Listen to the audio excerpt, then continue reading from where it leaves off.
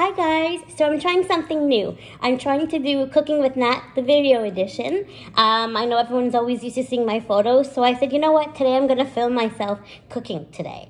So today I'm going to be making a tomato and sausage pasta with ricotta on top. Essentially, everything's going to go into one pot once the pasta's cooked, and it's going to be delicious. I'm also going to make a Caesar salad on the side. Disclaimer, I do not make my own dressing. I love the vegan dressing from La Maison Orphée. I am not a vegan, but I appreciate the natural ingredients that they have in it. We will be sauteing some bacon on the side, and I'll have some Parmesan slivers as well, and fresh lemon juice, because fresh lemon juice is delicious. So essentially what I am doing right now, at this stage in the cooking process, I have chopped up my basil in kind of like a chiffonade style basil. Essentially what you do is you take some basil leaves, roll them together, and just kind of slice them up. Makes it nice, pretty on top of as a garnish on top of any food. I've chopped up my onions, and now I'm just finished chopping up my garlic as well. I like to use these little bowls because it makes things a lot easier for me. I do all my prep, then I bring everything to the stovetop, and I don't have to go back and forth. So it's all about prep and planning and timing. Some of you might be wondering, why am I wearing gloves? Honestly, it's not because I'm grossed out by food at all. I don't mind touching raw meat, but I feel like when I use my wheelchair and I push myself, sometimes I like to keep the kind of bacteria contained. And also, let's be honest, Natalie cooks with a lot of garlic and onions, and I don't always want to smell like what I cook. So that helps too, right? Okay, so we have our basil cut up, our onions are cut up, and now we have our garlic cut up. Next thing we're going to do now is I'm going to cut up some sausage.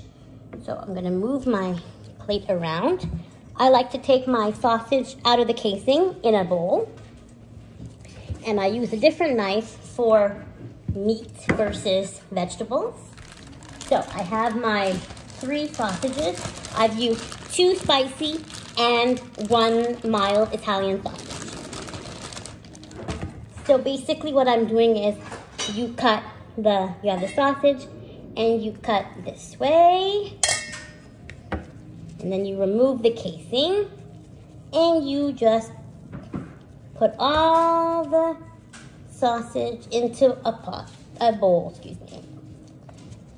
So I'm gonna sometimes try to film myself doing this. I'm not really sure if I'll like it, but hopefully you guys don't mind it either. It's a change. I'm trying. I don't have any fancy lighting right now. I just literally put my phone on a stand and started filming myself do this. So we'll see what happens.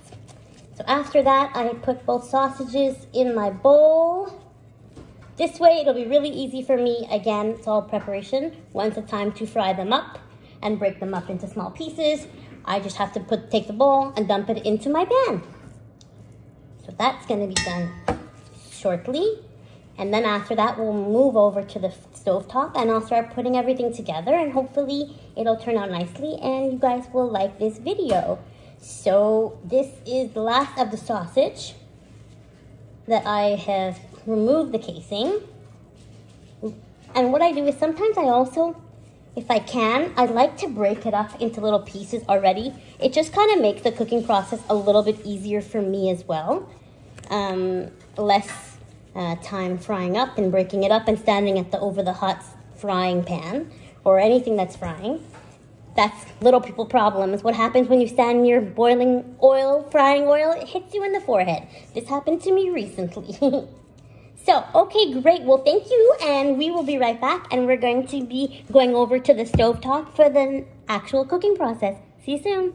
So now we're going to be at the stove where I have everything ready to go. My garlic, my basil, my onions, my sausage, as well as my hand-crushed by me San Marzano tomatoes that I'm also going to use, in addition to some sun-dried tomato pesto, which I really love, and some spices from, you've seen it on my Instagram, a Spice Affair. So if ever you do want to make some delicious recipes with using Spice Affair, don't forget to use code COOKINGWITHNAT at checkout to get 15% off.